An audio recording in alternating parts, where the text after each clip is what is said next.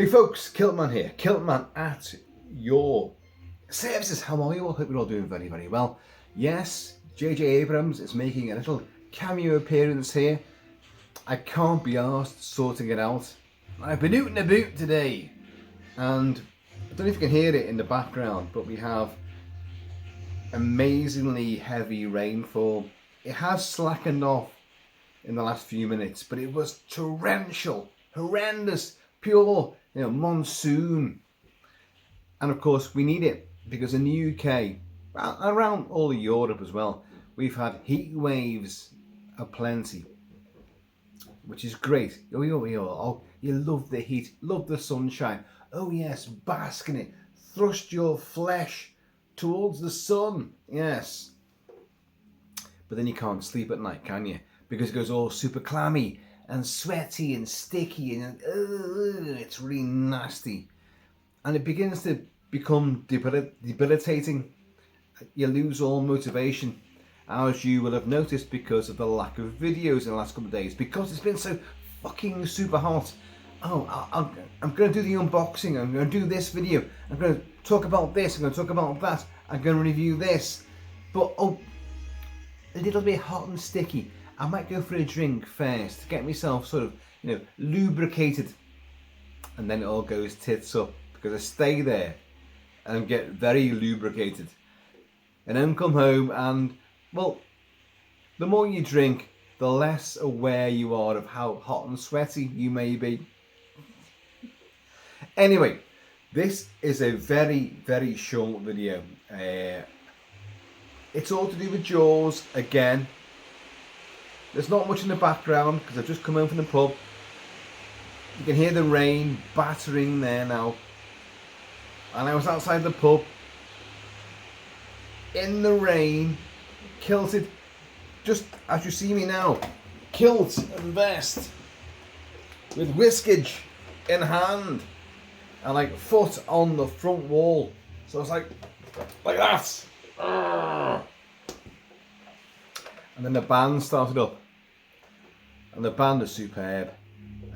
Saxophone Jones is in there. Old guy now. They're all old guys, and they're called the Undertakers. It's the best name ever.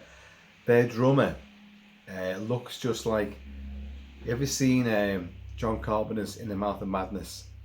And Sam Neill and Julie Carmen travel to the land of Sutter Kane, you've watched the film, you know what I'm talking about. I've reviewed it before, and they pass a cyclist, a little lad on a push bike, and I like watching him. And as they're travelling across this bridge, this misty sort of limbo land, that lad becomes the same cyclist comes up wearing the same gear, but he's got he's old and he's got long white hair, all receding, almost like Klingon white long hair, and a wizened old face. But it's the cyclist who was a young kid they saw before him. Well, that's the fucking drummer of this band, the Undertakers. And I've made jokes about it before. I have, but they are great. They are a wonderful band, and I ended up staying to watch the first act of this band.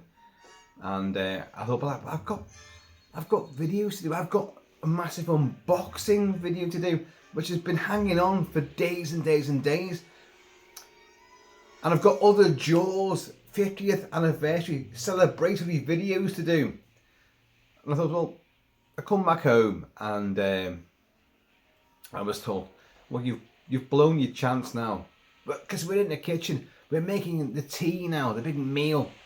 And it is in this little window of opportunity that I've got right now. It is cooking away there.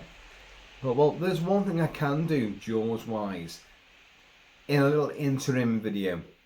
And it's about Bruce himself. Bruce as in the Trick or Treats Tots mask that they made. Because this is a mask. I reviewed this when it first came out, and it's a wonderful piece of kit. You've seen this in the background of many, many Jaws videos that I've done. And it's absolutely wonderful. It is a mask, but who the fuck on earth or underwater would ever wear that as a mask. They're going to go to a party wearing that. No, it's so good. It is a statue. It's a bust to put on your wall if you could fill it correctly. It's a marvellous piece of pure Bruce memorabilia. It looks like Bruce. It is battered and bruised and ripped and totally the teeth. Okay, the one thing, that's my real hand there, but there is another hand here. And that's the one thing I don't like about it, to be honest with you.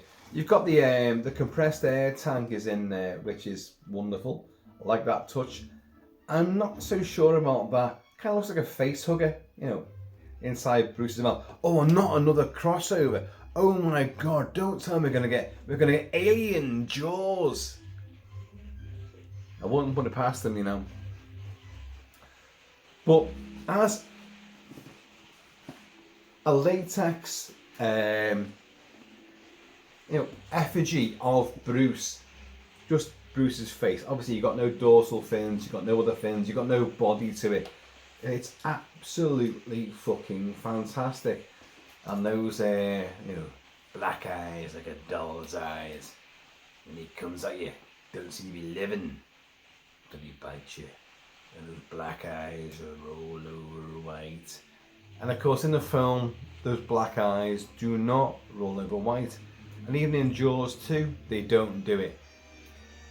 The one film that does show the nictitating membrane, which is what protects the shark's eyes when it goes into the attack. It's a DNA sort of instinct-led mechanism in its biology.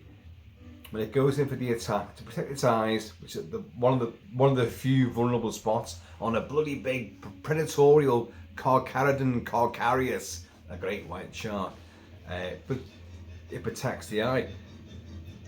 Deep blue sea, and they weren't even like great whites, they were makos, super 35-foot, super long, DNA enhanced, makos. But you do see their eyes go whoosh, they flick over white.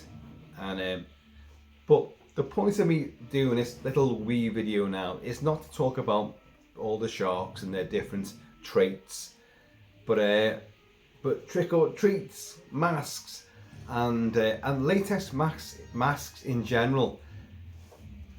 I started off doing a lot of videos. You can see that cat is not from Trick or Treats, although she likes her treats. She's prowling around like a great white in the background. Her tail like a dorsal fin, just snaking around. But Trick or Treats are great producers of mass-produced masks. You've got your independents who do probably the best masks going, and there's plenty of those. But Trick or Treats, for you and me, they're the cheaper option, and they nail every single franchise, every horror, ghoul, monster, zombie, psycho killer, whatever. They do it all. And they cover a lot of really bizarre things as well. The most bizarre thing I thought was this. Who's going to wear a mask of a great white shark, of Bruce from Jaws? Well, everyone bought this. You can still get this now, but I don't think it's as easy to obtain as it once was. But I bought it pretty much day one that I reviewed it. But the point of me doing this little abstract, whimsical video right now is because, as we all know, these things, if you collect masks, they don't last forever. They do not.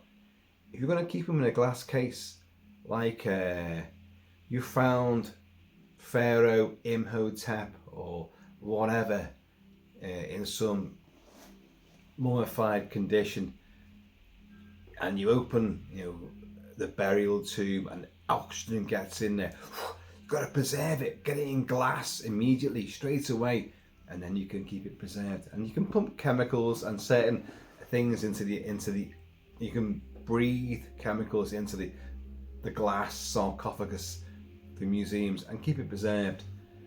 Latex dies just as badly, and in fact a damn sight quicker as well. You subject these fucking things to sunlight, heat, extremes of anything. It makes common sense. When you buy these masks, you get a little badge, you know, little tag saying how to look after your latex mask. And you know, it's not rocket science. Don't put it underwater, you know, don't put it near naked flame, don't put it in direct sunlight, you know, fucking super obvious stuff. But the horrible thing is that latex does diminish and deteriorate, and sometimes it could be a lot quicker than other times. I've got masks which I bought way older than this. I mean literally decades older than this, and they still look great. They haven't diminished at all. And yet the ones you buy from, like, you know, the big companies, suddenly, oh, after a couple of years, oh, there's tears and rips and things have diminished. They've begun to, what happens as well, and you guys will know this if you collect masks or latex and rubber, but for whatever purposes, that's up to you guys. It begins to, you haven't looked at it for a while, and then suddenly, you know, oh, there's the mask from so and so, and like, in my case, I want to do a video on this, and suddenly you think it's begun to shrivel. It's begun to shrivel round here, and it's begun to like just shrink in, and you can't. That's gone, and it's a knock-on effect. It'll begin to spread. I know there are plenty of you guys out there who know what I'm talking about, and plenty of you guys out there who can rectify these things and understand why it's happened. I just collect these things. And this is one of my favourite masks. Well, I don't call it a mask, it's a prop. It is one of the best Jaws props there is, because it's fucking magnificent. Apart from that little shriveled hand there, which is a nice touch, but it's also, I don't think it reflects properly. I'd rather it wasn't there, you know. But anyway, that's a minor nitpick. But this, the jaws, the face, the eyes, is outstanding. However, this has come out for a lot of videos of late. Jaws being 50 this year. I may have mentioned it a few times. I'm not so sure. I'm not so Robert sure. But because I noticed that damage is now arriving on his snout. I don't know if you can see this. Well, you can. Definitely can. Look, there's a fucking hole there now, and you can see where it's worn away. The paintwork has gone. Everything has begun to shrivel back. Now that is a bad thing. That's a bad thing. That's right on his snout. It's not somewhere down here where you can forget about it. It's right on his fucking pointy, prominent, most obvious bit. His snout. And you can see where it's burst. You can see that there. It's ripped. And it's gone very, very weathered and worn, and that's all going to wither and get worse. Now, what you can do with these things, and I've never done it, but I may have to,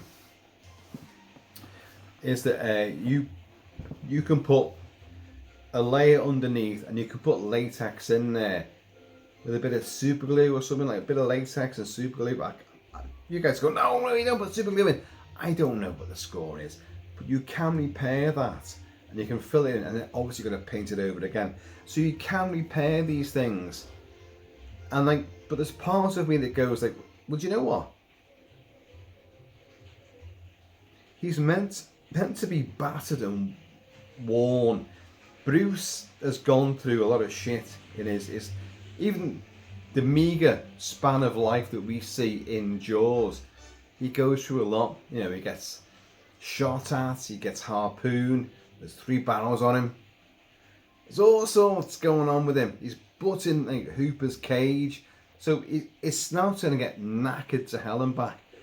So although when I first discovered that that's annoying, and it's worn away the paint work on him, but the paint work on him and the striations and the cuts and the grooves that Tots put into that snout, it actually, oh no, I was going to say it actually works, but it doesn't. Now you can see the hole there.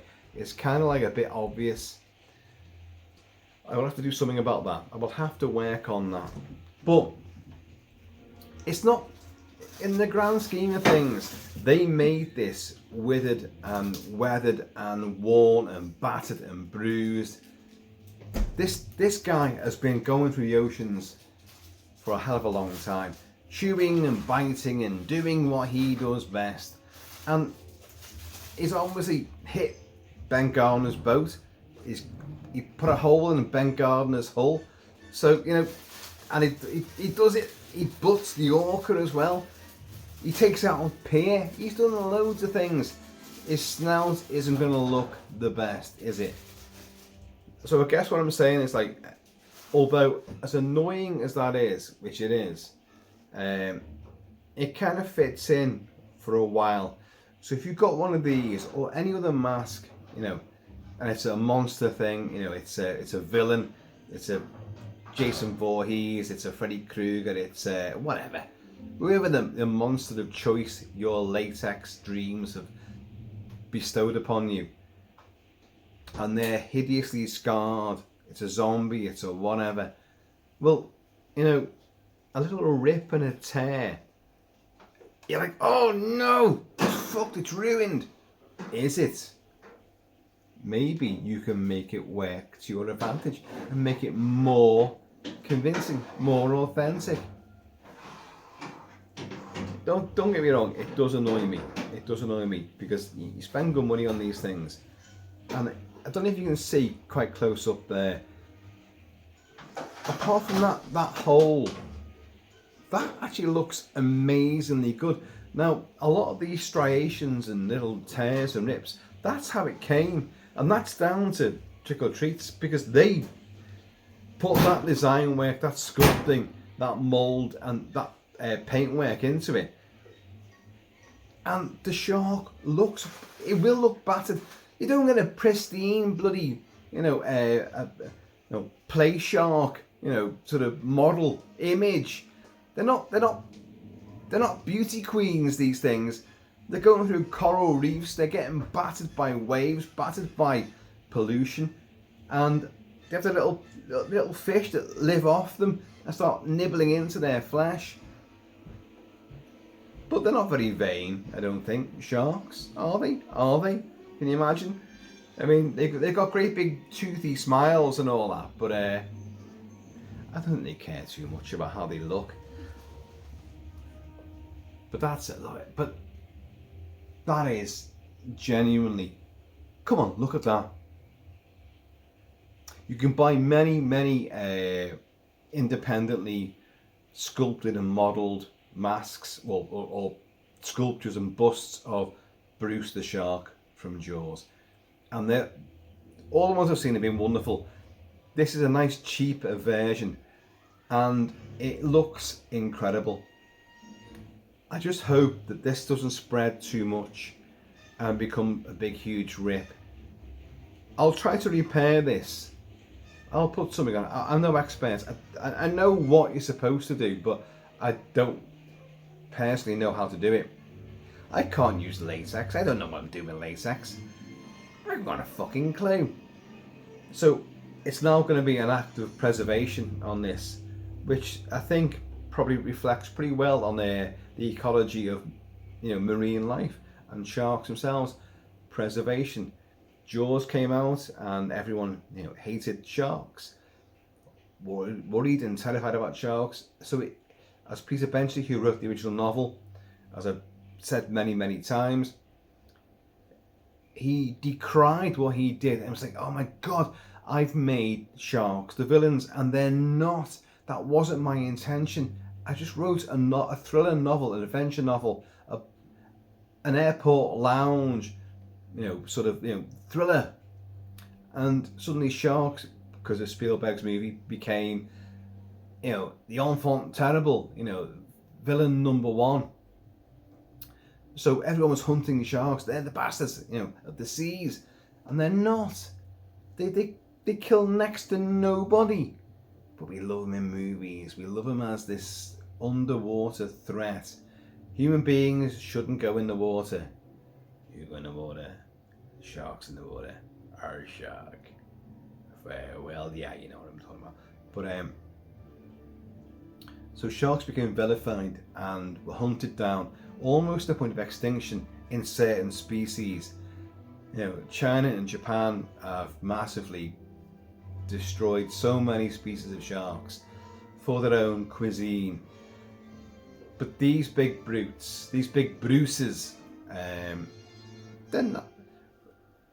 It's funny how in the last sort of Jaws come out, and for a damn good couple of decades, we hated sharks and like destroyed them all. They're all evil. They're all villains. They're all nasty monsters. They want to kill us. They don't give a shit about us. We don't belong in the water, so if you're in the water, then, well, you're fair game. Simple as that. Because they are just an apex predator. And Peter Penchy realised this and then spent the rest of his life pursuing charities to look after sharks and preserve them and re-educate people. He realised what he'd done wrong. He hadn't done it wrong, but he just told a story. He didn't know the zeitgeist of popular culture was going to take it on board and like, we'll never go in the water again. Sharks are everywhere and they're bastards. They want, if they could get on the land, they'd come on the land and kill us. They'd hunt us in our bedrooms. It's ridiculous, but that's how people thought. So he dedicated his life to try to re-educate people and rectify what he'd done with the book Jaws and, of course, the movie. So, I mean, this still is one of the greatest effigies of demonic underwater hell. Our big fear as humans is to be eaten alive. And you swim out, big body of water.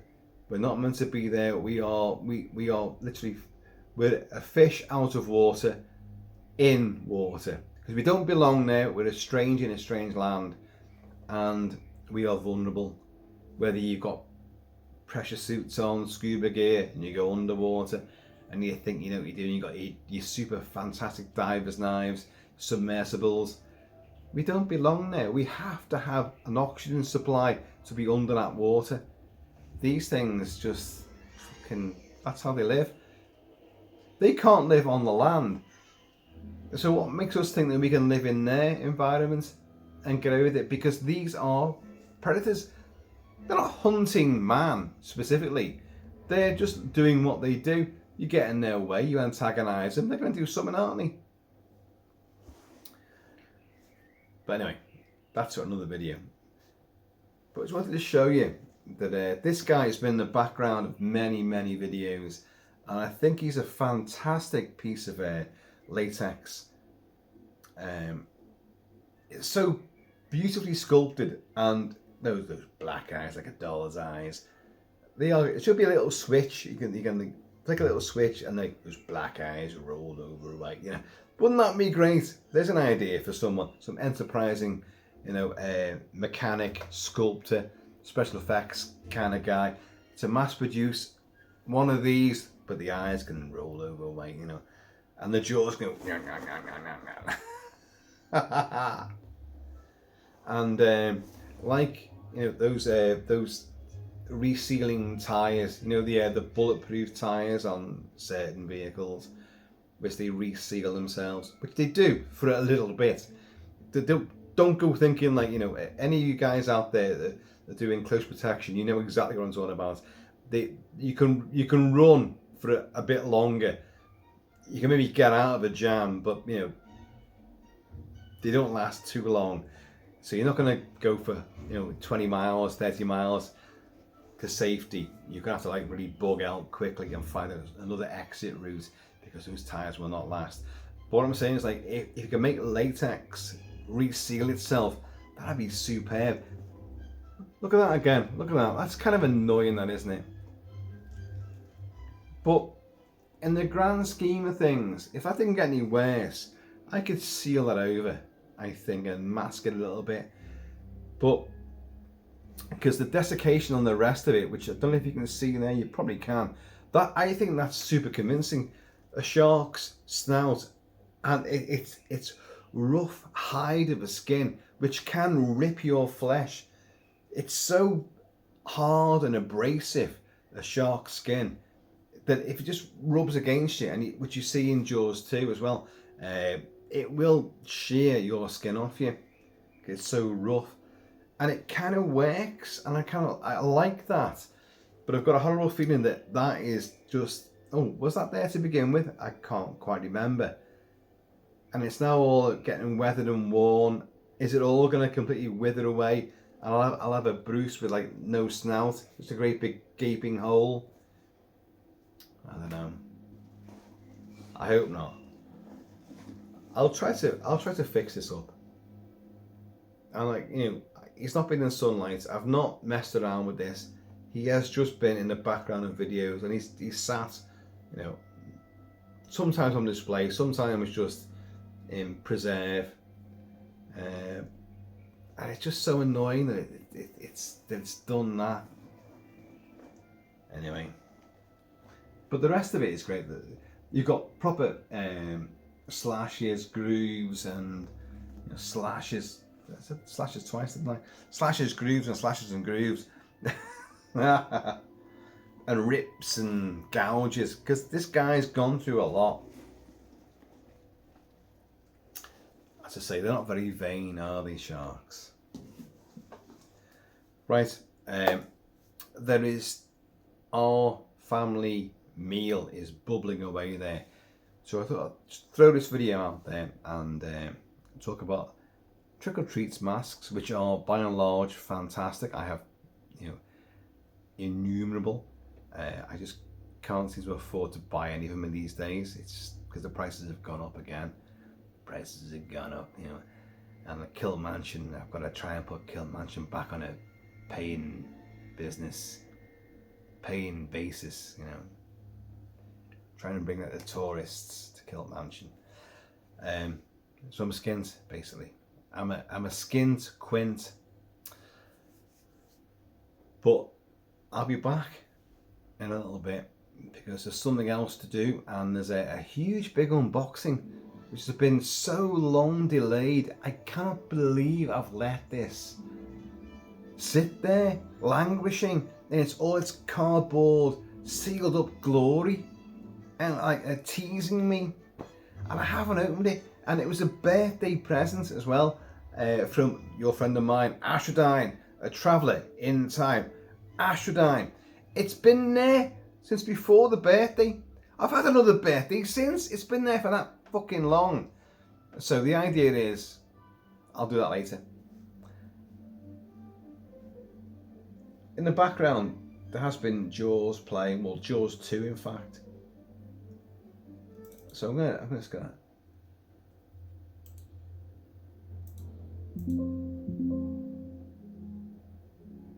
It's the harp.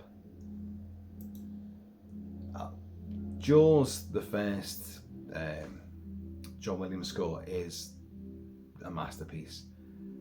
But Jaws 2, Williams' score for Jaws 2, brings in the harp, and it makes it even more mysterious and eerie, and it evokes the sea a hell of a lot more, I think.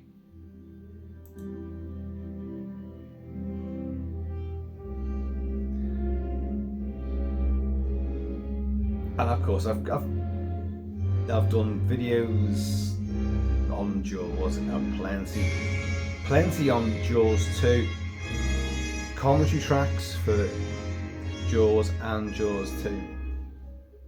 I still believe, and I will not hear any dissenting words, Jaws 2 is one of the best sequels I've ever seen in my life. Ever. It expands on the mythos and the characters of Jaws. It's exciting in its own right. it changes the genre. It brings in an entire American genre of stalk and slash. Stalk and slash belonged in Italian cinema and Euro cinema back in the 50s and 60s, but Jaws brought it into American cinema by having teens at the peril of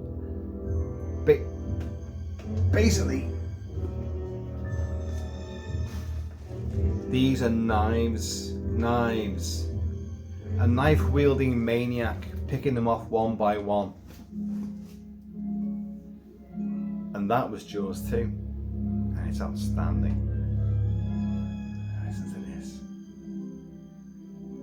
Williams combined the majesty and beauty and mystery of the sea with the menace of what lies beneath.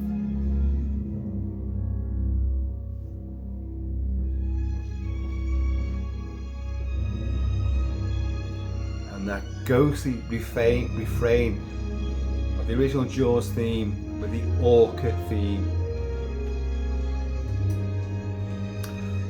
Folks, it's a feeding frenzy is about to commence because our tea is almost ready. So I'm gonna have to like vamoose for the time being. But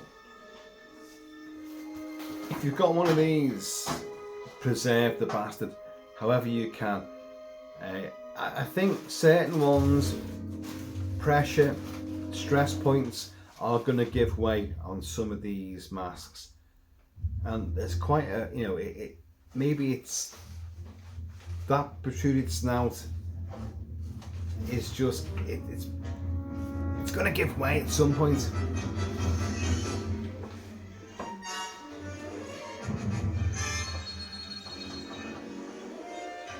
Yes, I love to lick compressed air tubes.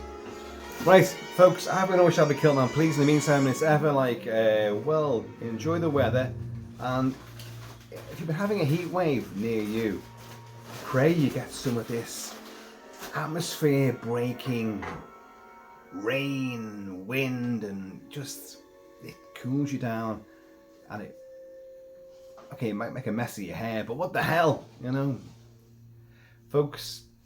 Be happy in yourselves, and just here's to some bow-legged women.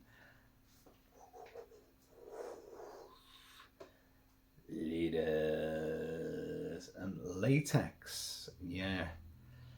Look after it. Look after it. It doesn't last forever, and we're all buying these things and collecting them. Unless you're preserving them, you know, this could happen.